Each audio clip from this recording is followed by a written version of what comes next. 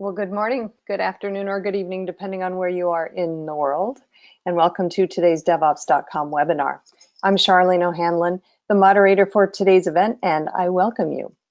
We have a really excellent webinar on tap for today, but before we get started on it, we do have a few housekeeping items I'd like to go over. First of all, today's webinar is being recorded, as all of our webinars.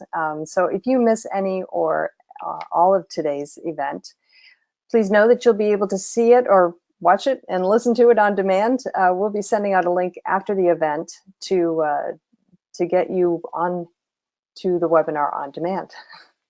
Also, today's question, we are going to be taking questions from the audience. So if you have a question at any time during the event for either of our panelists, please use the question box in your control panel, and we'll take about 15 minutes near the end of the event. We'll go over those questions. Okay, with that, I'd like to dive into today's webinar, which is Enhancing OpenShift Security for Business Critical Deployments. Our speakers today are Andrew Toth, who's Principal Software Engineer and in the Office of the CTO at Red Hat. And then we also have Glen Kosaka, who is Vice President of Product Management and Marketing at NeuVector. Welcome, gentlemen. Thanks for joining me today. Good morning. Good morning. Thanks for having us. Great. Andrew, I'm going to go ahead and just turn it right over to you and let you do your thing. All right, perfect. So today I'm going to be going over some container security basics before handing it over to Glen to give you a deeper dive into kind of more of what can be done to protect runtime against security threats. So in today's world, there are three major targets eyed by attackers. Attackers want to get access to your data, deny others access to your systems, or destroy your systems completely. Systems running containers aren't naturally immune to these attacks, and they can actually have their own unique ways of being attacked. Hey, Andrew, this is Glenn. So how would an attacker try to exploit these types of container environments? Like, in other words, what techniques would they use? Well, attackers have a number of unique container attack vectors they can follow. One of the first things they'll probably do is attempt to gain control of your systems, either through enticing you to deploy poisoned images or trying to break into your containers and escalate their privileges. Once in control, they have the opportunity to go after your data, or if proper system isolation is not employed, the data of others on the platform. But sometimes they don't even need to gain too much control of your system to do harm. Attackers can simply gain access to your containers and then exploit known security holes in the host or underlying kernel to do damage, which is why it's important to get those systems patched. So what can be done before you go into production to best prepare your environment? Well, Glenn, there's a number of different mechanisms that can be used to defend against these attacks. You can isolate containers in their own little views of the world by using Linux namespaces. You can then lock down what the running containers and users can actually change and access using things like seccomp and Linux capabilities, or read-only mounts and mandatory access controls of SE Linux. It's often said to me that 90% or more of known attacks in the wild can be thwarted just by keeping SE Linux enabled. So just don't disable it. But then if you're talking more about DDoS style attacks, you can restrict the resource allocation for containers running on your system by using C groups and such. Andrew, those all sound like ways to lock down the actual containers running on the system. What about the system itself? Well, there are a few good ways to protect the platform itself. First, you really want to lock down the systems using standard access control mechanisms. Then you should look at your host system, and you really want to use a host OS, a minimal host OS, to shrink the attackable surface of your system by removing unnecessary packages and libraries, thus giving attackers fewer possible points of entry into your system. And then finally, as we stated before, you want to keep your securities up to date with the latest security patches. Now, you also said that attackers can exploit the images themselves that the containers are deployed against. How would you protect those against those exploits? Right, that's a good known exploit. The first way you'd want to protect those images is to know the provenance of those images. You really should be using trusted images in your system. That means you should either be building and signing your own images or using a trusted registry source for your containers. Now, I've heard people say that once an image is scanned and signed, they're secured and ready for deployment. Is that correct? Well, that depends. Trusting the source is the first step. You can go and spin it up right when you download it, and that's good. But trusting the current state of the image is the next step. Just because you're using a trusted image today doesn't mean that that image won't have latent security flaws within it. You need to make sure that the current security health of your images is known. So you should religiously be using an image scanner to identify security issues with those older images you may be running. Then when you actually find an issue with those older images, you should quarantine those images to prevent anyone from spawning new containers based on them, and then re-download the most recent image or recent version of that image that includes any mitigations for those security holes. So it sounds like what's needed is continuous image scanning in registries as well as in production. Correct. This list that you've shared with us is quite a lot of items, and I'm not sure I've seen one of our customers implement every single one of these. So what's your advice for companies planning their initial production deployment? Well, we have a kind of a short list of high-level topics that all of those little pieces fall into. Top of the list is always use as many security layers as you can, and restrict access to every part of the platform that you can. You need to minimize your attack surface as well and keep that surface up to date. And then only run trusted containers with the fewest privileges possible on that surface. And you always need to be scanning your images for those security flaws and replace the images as needed. That's cool. I think the holy grail of security is one tool to do all of this for me. Is there a single tool like OpenShift that can do all of this? As far as I know, definitely not. There are way too many layers in a deployed system, and OpenShift is only going to be one of those layers. There's a whole container ecosystem that should be used to bolster the security of your platform and container images. Again, you should use as many of the layers as possible.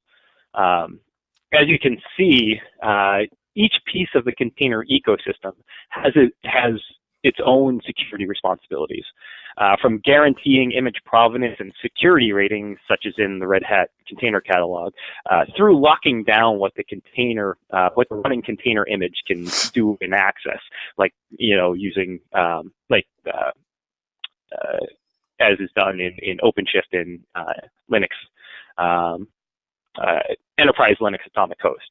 OpenShift alone can only handle part of the security responsibilities, which is why OpenShift allows for third-party integrations.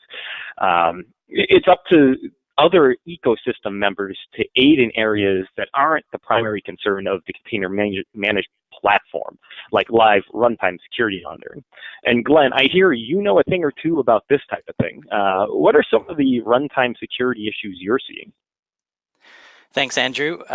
If we can switch over to my slide deck, I'll talk about some of those. Let's get to the first slide here.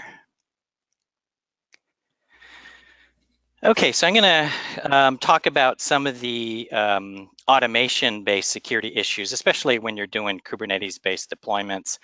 So I'll talk about those, and then I'll do a quick demo. Now, a lot of you are benefiting from the OpenShift and Kubernetes automation to rapidly deploy and dynamically deploy at hyperscale your applications. But some of the challenges and risks that come with this include, number one, keeping track of all the pods and containers as they come up or down within a node as well as across nodes. All of these pods generate a tremendous amount of east-west traffic. And currently, it's very, very difficult to see what's going on, either within a pod or between the pods to take a look at the network traffic.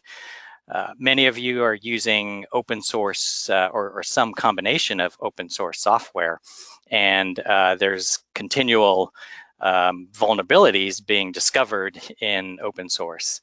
And so there's, as Andrew had mentioned, there's a continuous cycle that needs to go on to prevent attacks. And no matter how good you do or all the preparations that you do, there are always sophisticated insider attacks that are going to get by some of those preparations.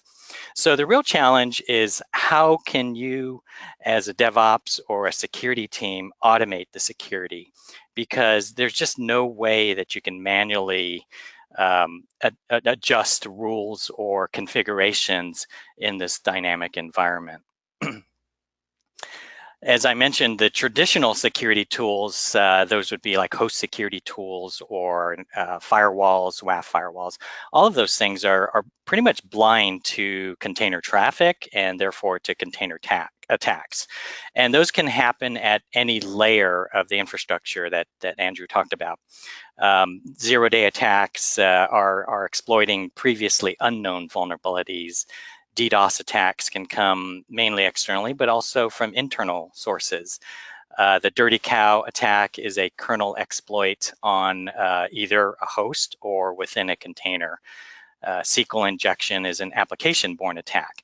All of these things you've heard about, as a security team, but these things can also apply to a container-based environment. And in fact, there's just many more points at which something can be compromised and then an attack can spread internally. Here are some examples of getting down into some of the actual pod deployment and communications of what Andrew had talked about, some of the attacks. In the first example, you can see number one, this is a pod that has been compromised and is trying to connect to another pod, and it's an unauthorized connection. It shouldn't be connecting there. Now, you can have layer 3 rules that are IP and port based to try to restrict this communication. Those are kind of cumbersome to maintain, as well as not as flexible as trying to detect those violations at layer 7, which is where you're actually looking into the packets and looking into the protocol and verifying that. Number 2 is you can have an exploit over a trusted IP or port. So this pod on the left may be allowed to connect to the pod on the right, and because it's a trusted IP or port, and you can only really detect whether that's using the proper protocol or whether that's the proper application protocol at layer 7 of the network stack. Number 3 is known application attacks. So those would be things like DDoS attacks, DNS attacks, SQL injection attacks. Those are things that can be detected at layer 7 by inspecting the network traffic, and those can originate either externally if they can get past the gateway security, but more dangerously, those can come from internal sources, either another pod or another host system. Number 4 is a suspicious process that starts to run in a hacked pod. In this case, it's a privilege escalation that could be from a dirty cow Linux kernel attack, or it could be within a pod itself. And so those need to be detected before they start to spread. Number 5 is data exfiltration. So you've heard a lot about data loss and privacy violations. Typically, those use a combination of techniques. Oftentimes, there's something like a reverse shell that starts within a pod that needs to be detected. And then there's a tunneling protocol that may be used to conceal that data, over ICMP or DNS. So those can be detected by inspecting the pod as well as the network connections from the pod. And the sixth type of attack or vulnerability is to non-containerized workloads.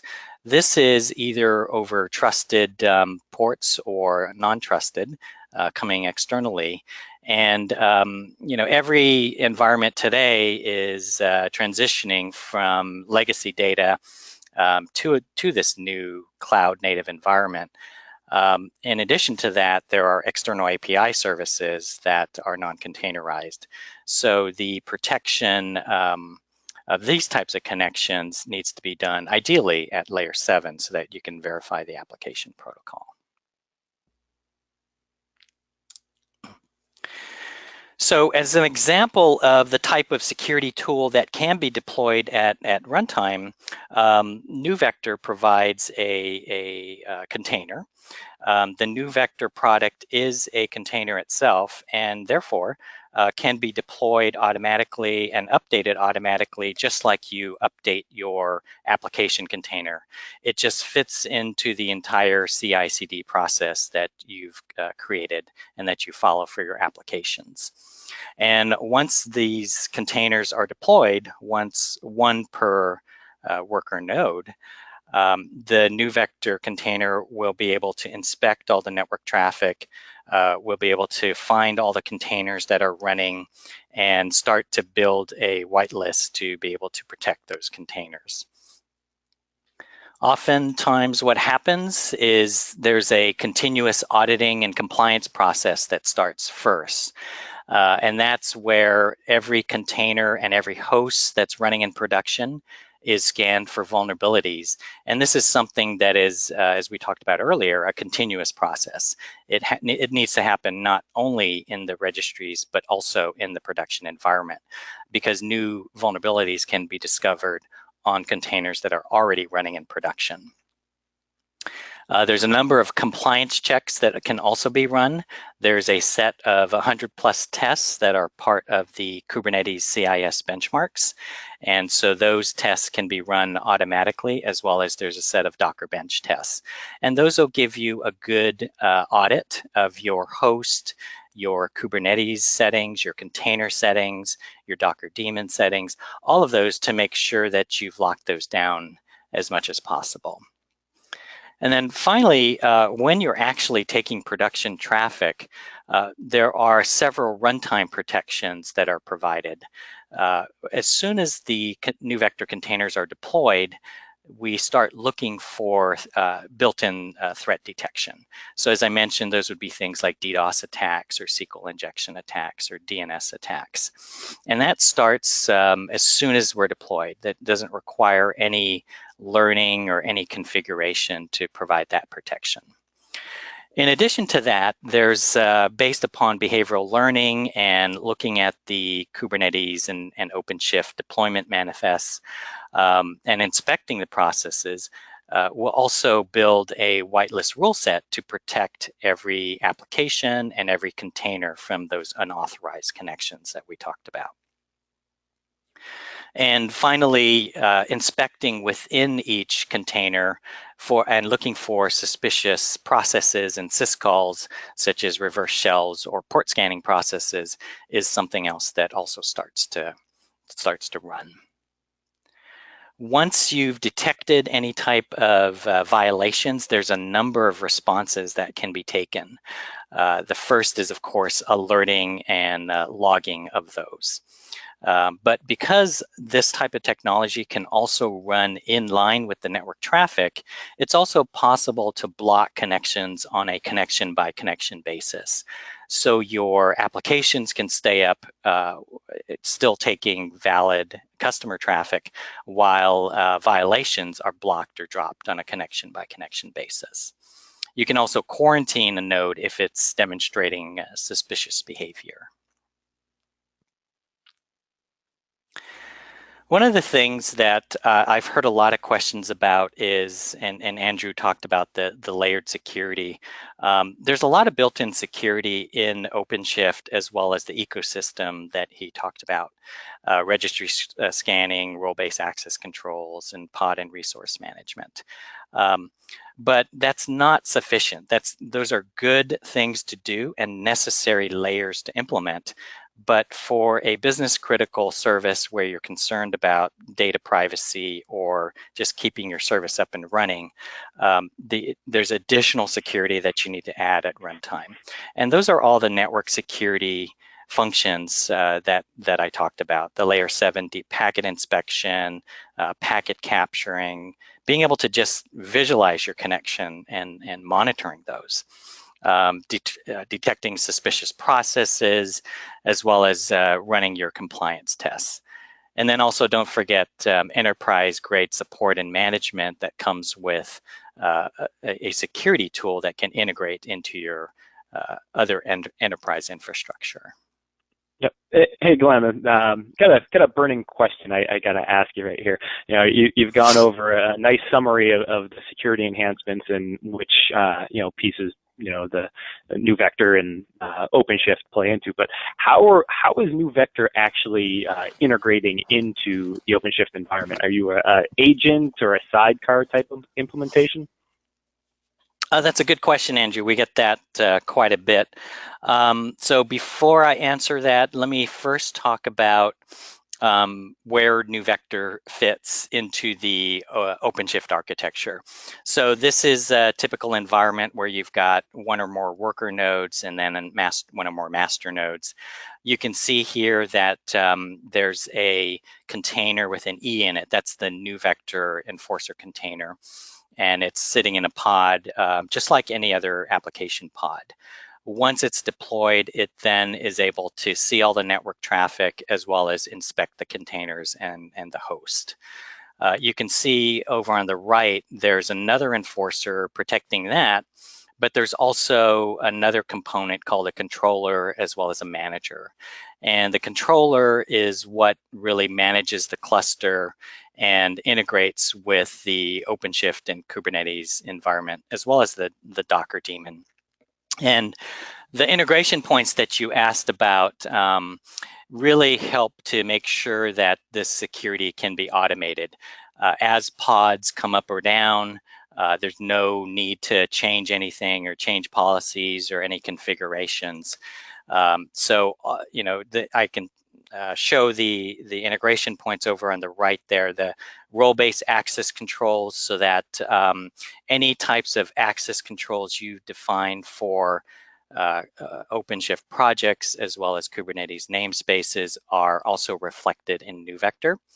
Also, the ability to discover services that are defined in OpenShift and deployments to keep track of new pods and new applications that are being deployed. So all of those integration points enable this type of tool in this new cloud native environment to provide that automation that security teams need. Okay, so I'm going to switch over to a short demo. First show the OpenShift console and then the NeuVector console, and then we'll take some questions. So before I go to NeuVector, let me show the OpenShift console. This is a list of all the projects that we have running. You can see the demo. There's several demo projects and demo apps. We've got the guestbook app running in this guest project. And these can be deployed from this OpenShift console or from the command line as well. On the front end or on the guestbook app, you can see that there are 3 front-end pods, a Redis master pod, and 2 Redis slave pods. And then if we switch over and take a look at the NeuVector deployment, you can see that we've got 3 NeuVector pods running, 1 on each host or 1 on each worker node and the master node. And OpenShift makes it very easy to drill into these pods, take a look at their status, their logs, even be able to log in to the command line if we want to do some activities within the pod. Of course, you can do all these activities through the OpenShift command line as well.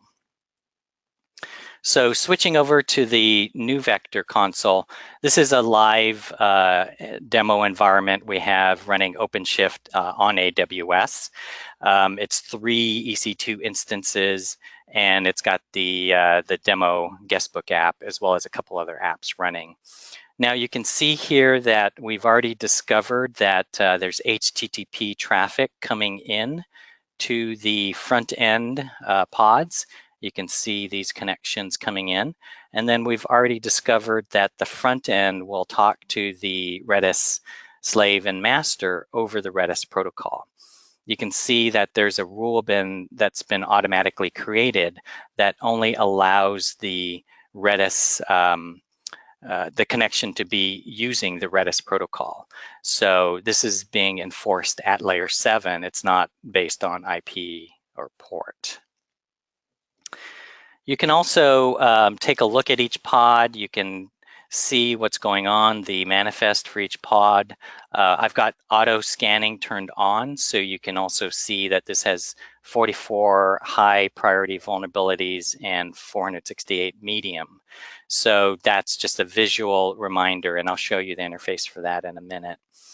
If I right click on the pod, I can take a look at the active sessions coming into the pod. So for example, if I go to my guestbook app and I do a post, that'll go to the Redis master. And then I can start to see those connections coming into that pod. I can see that they're coming in over the Redis protocol here. So this is a live view of all of the network connections coming into the pod. You can also see other actions that you can take on a pod. You can do packet capture, as well as you can quarantine it if it's got suspicious behavior. Now you're probably wondering what these red lines are. These are violations that we've detected. So for example, this is the front end pod. Let's say it was hacked, tried to connect over to another front end pod, and that connection was blocked because we determined that that was an unauthorized connection. This is a different type of security event. This is an actual attack, a ping death, coming externally into the Redis master pod, and this was also blocked. And then you could see here some of these connections over ICMP, UDP connections. That's actually a violation where a port scanning process started running and started to do a port scan on one of these pods. So all of these are live violations that we're capturing. Let me show you a quick example of external access as well and a violation. So here I've defined an external DNS name that's allowing a connection from the front end pods. Just for convenience purposes, I'm using Google, but this could be an API endpoint that the front end is allowed to connect to. And I've defined a rule that this connection needs to be over SSL.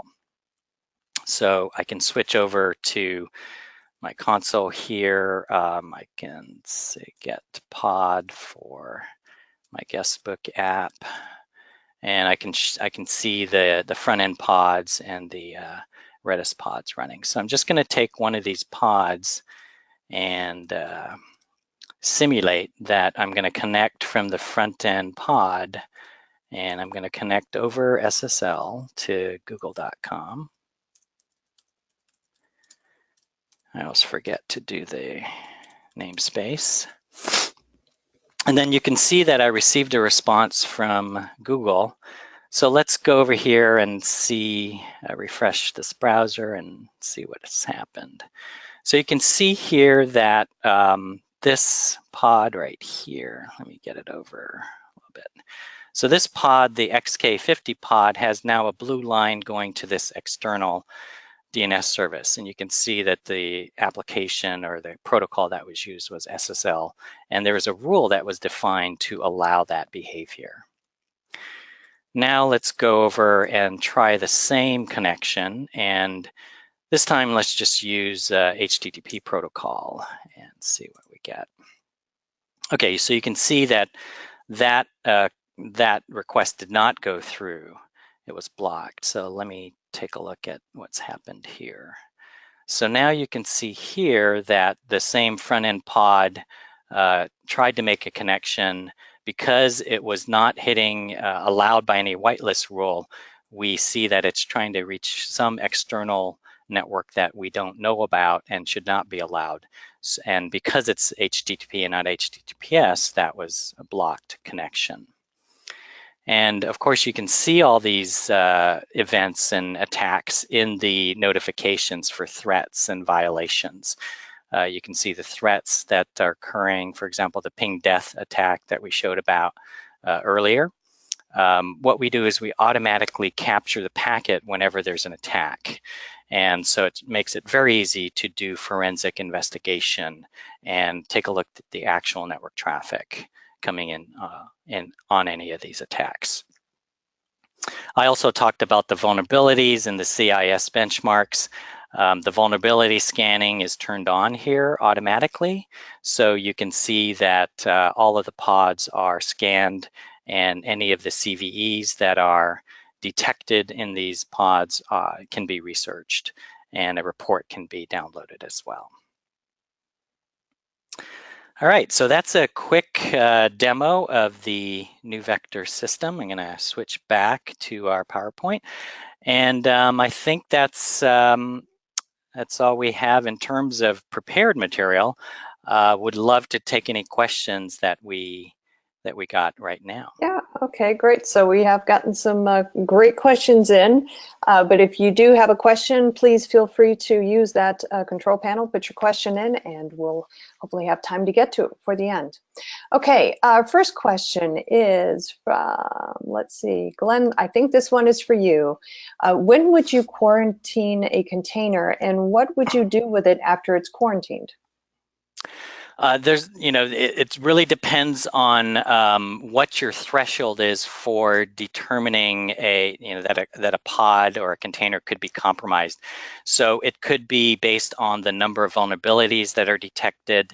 It could be also that there's a certain number or criticality of attacks or violations, either to or from that container, that would trigger that quarantine. One thing I didn't mention was all of the activities that I shown and the actions that I showed can be done either through the command line or through the REST API.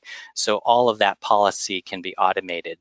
Now, once a container is quarantined, we're keeping it up so that you can do forensic investigation of it, because we don't want that pod to go down quite yet. We want to capture all of the processes running in it. We want to take a look at all the traffic that's come in or out of it. And that will help us better investigate that security event. Okay, great. I guess this question is for Andrew. Let's see, is there a free trial of OpenShift and NeuVector? Someone's ready to jump in. Yeah, well, that's an easy one. Yeah. On OpenShift.com, you can go right to OpenShift.com, select Container Platform, and then select Try it for free, and you have a free 30-day trial available to you right there. You just need to have a Red Hat account to be able to use it, but you can sign up for one of those, and then you can download the NeuVector container from the Red Hat container catalog and pull it right down and start using it right there. Awesome. Great. Just wait until the webinar is over before you go do that, though, please. All right. Next question. One other thing I should mention on this link here, that's the general link to the container catalog. And when you get there, you would search for NeuVector. And then below that is not part of that URL. That's the actual location if you're actually pulling the NeuVector containers from your OpenShift deployment. That's how you would pull it. Gotcha. Okay. All right, that makes a lot more sense. All right, great. Moving along, Mike is asking, how much of a load does the NeuVector security scan put on the system? And what is the overhead of running the security scanner pod on OpenShift?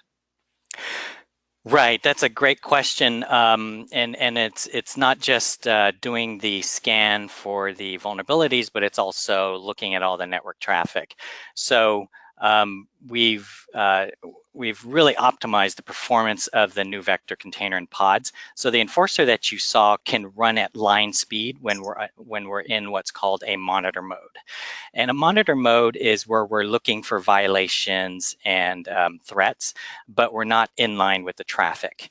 And so there's no performance hit that you take in a monitor or a tap mode. When we run inline, and I mentioned that we can drop connections, so that's an inline mode. We've measured on a kind of a low-end 4-CPU AWS instance, multiple gigabits of second per throughput that we maxed out on.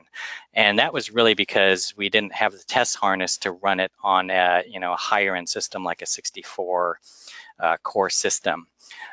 In OpenShift, you can configure one or more CPU cores as well as memory to be allocated to any container. And so by the same token, you can also do that for NeuVector to increase the throughput and performance of the NeuVector container as well. Wonderful. Okay, great. Next question is from Patrick, who asks, do you import or use STIGs, S-T-I-G-S, for configuration checks? I guess that's a question for NeuVector. No, we're not importing STIGs for configuration checks. We have our own set of, in fact, we've open sourced our implementation of the Kubernetes CIS benchmarks. We've also run the Docker bench tests, and then we do our own checking as well. Okay, great. Let's see, Glenn is asking, should we make assumptions about whether or not something is running in production? So doesn't non-production workload represent a source of vulnerabilities? Andrew, you want to take that first? Could you repeat that? Yeah, sure. Yeah. Sure. Should we make assumptions about whether or not something is running in production? Doesn't non-production workload represent a source of vulnerabilities? Non-production. Also, realistically, the value of containers is that you can use them, the same container, from your development and non-production all the way up through deploying into your full-time up production system. If you're using known images and that the provenance of, those issues are the same issues whether it's in development or in production. So if as a ecosystem as a whole, as a platform as a whole, they should be handled the same way, and hope that answers the question. Mm-hmm. Yeah, I would add to that, it's important to do the scanning of the images throughout the entire pipeline. So in registries and in staging and non-production environments, as well as when you're actually in production. But where I was focusing my part of the talk on was, once you're in production, that's where your sensitive data can get stolen or your systems can be hacked. It's possible that you have, if you have non-production systems and they have access somehow through the network to a production system, that you could have an attack from there. But it's really the same issue, whether the attack's coming from an internal network or externally or from within the cluster. You've got to be able to detect at many different layers any of those exploits. Okay, Great. We've gotten lots of really great questions, and we're going to hopefully get through all of them today. But I do want to remind the audience, if you do have a question, there's still time. You can still get it in. Just use that control panel, submit your question, and we'll take a look at what we've got. Our next question is, well, I guess Glenn actually has another question that he wants to ask. He says, what is the overhead to integrate this level of monitoring and rule processing for a given OpenShift environment? I wonder if that's a similar question to the performance one that we talked about. Other than actual performance that we talked about, if you're talking about the administrative overhead, we provide the sample deployment YAMLs on OpenShift, which are very simple. You just drop them into your OpenShift environment, and from the console that I showed or from the command line, you create the NeuVector namespace, and you just OC create using that YAML file. And we'll take care of the setting up the services so that you can access the console, as well as deploying each of the enforcers as a daemon set. And rolling updates are also handled the same way that you handle rolling updates for your applications, as well as any updates of the vulnerability database. Those are all automated as well. Great. Okay, our next question is from Henrik, who's asking, what do you do to ensure compliance? Compliance. So I'll talk about that in kind of in a production environment, and then Andrew, if you want to add anything for compliance in the CI/CD dev pipeline part, you can talk to that.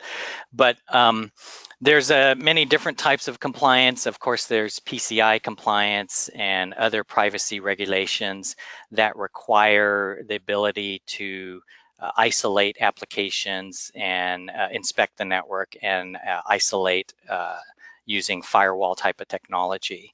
So you can use tools like NeuVector to maintain that type of compliance as you move into cloud infrastructures and containers-based environments.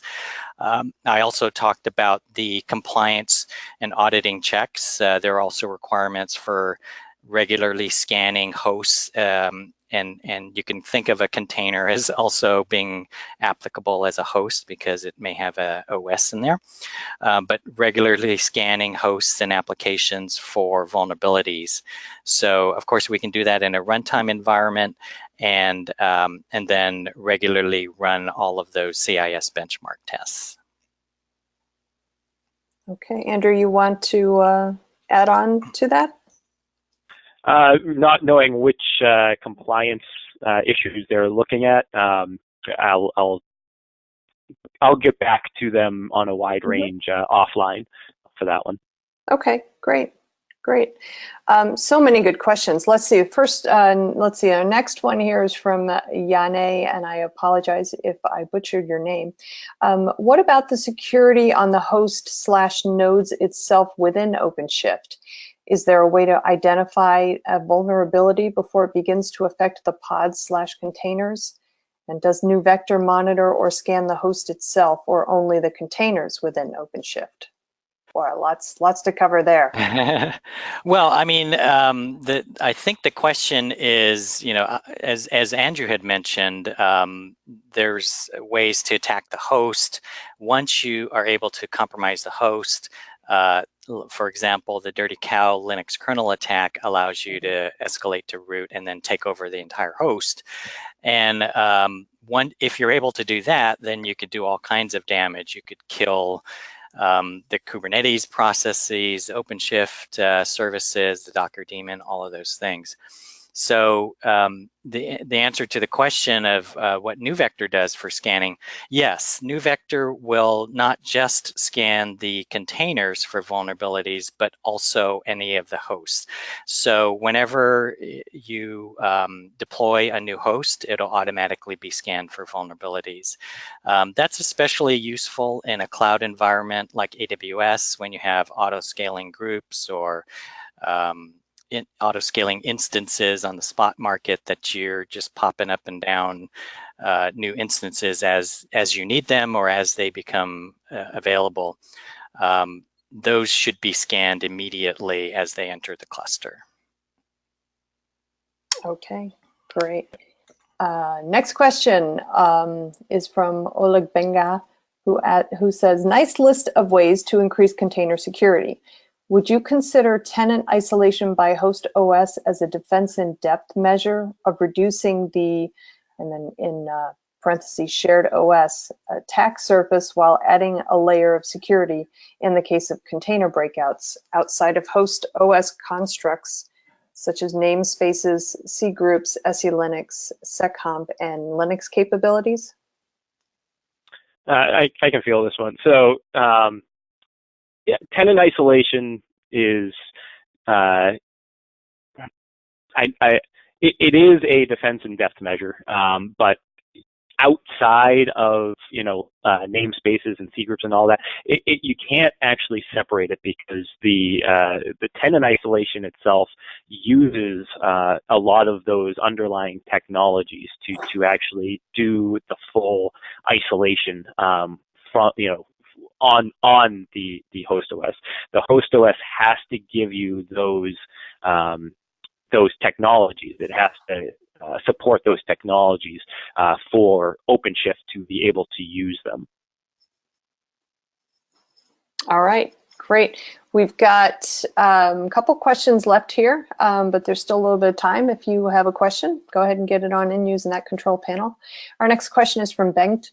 He asks, when NeuVector is controlling the network connections, does that mean there is a kind of approval workflow for containers to open required traffic to open other containers or projects?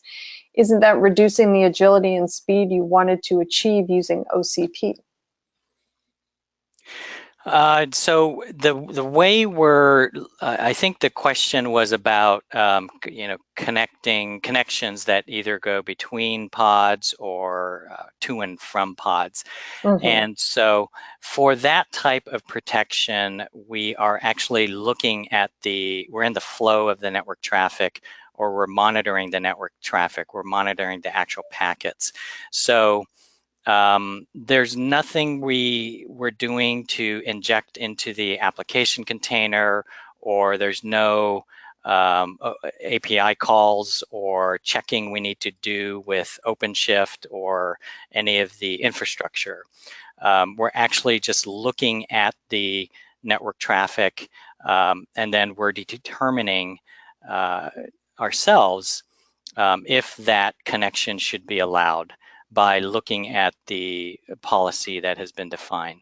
And that policy, first and foremost, contains a number of whitelist rules to allow those connections, but can also be customized to add, like you saw, I added a custom external API access whitelist rule, but you can also add both blacklist rules as well as rules based upon IP address and port.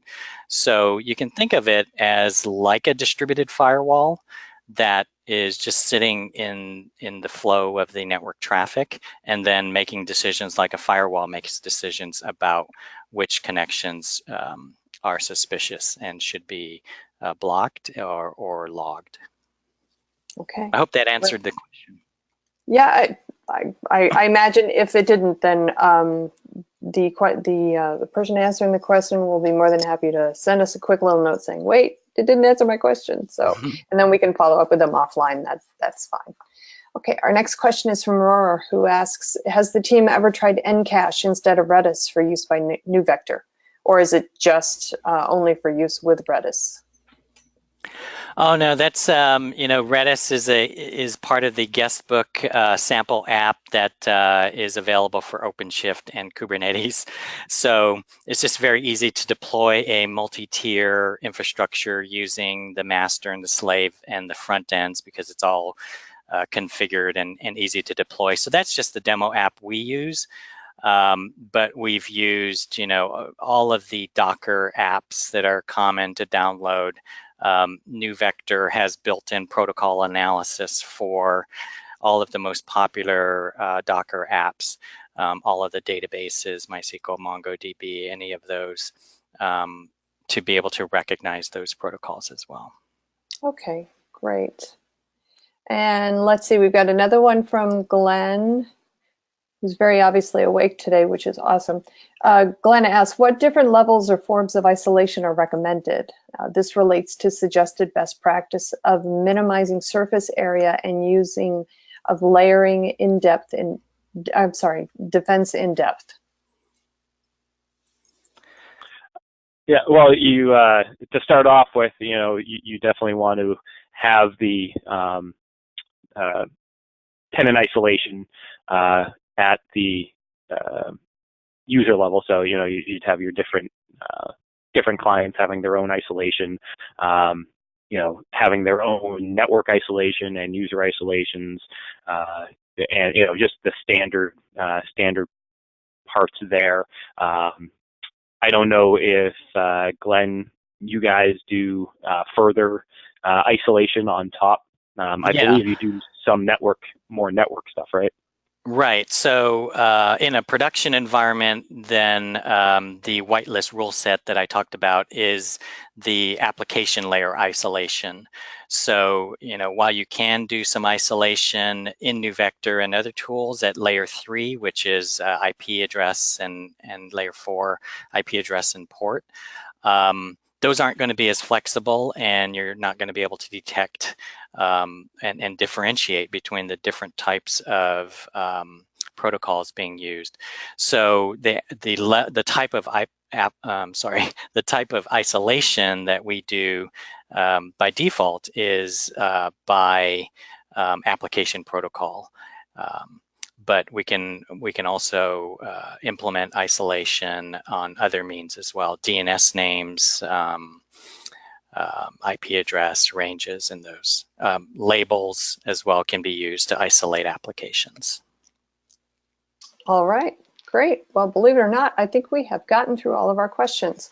I do want to remind the audience that today's event has been recorded, is still being recorded. So if you miss any or all of the webinar, just look for the link in your email. You'll be receiving that email post-event that will contain a link that will take you right to the webinar.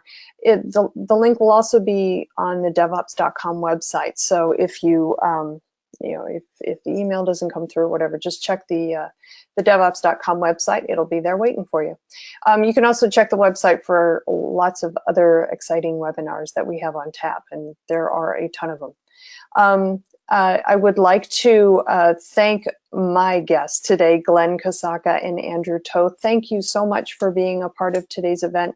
It was a fascinating presentation, and I can't believe how many great questions came through. So thank you to the audience as well. If you have any questions about today's event, feel free to reach out to, there's a info@neuvector.com website, email address listed there. So,